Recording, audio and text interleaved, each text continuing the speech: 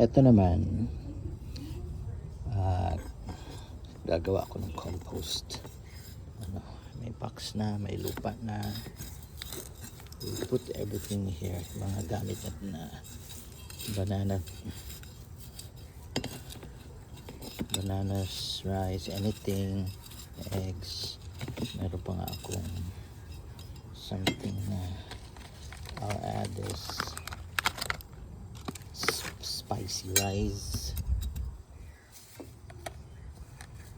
the banana, tawag na peeled banana leaves, and a mix of kamote. So I'll leave it there para maging healthy ang palaya ko naman ito.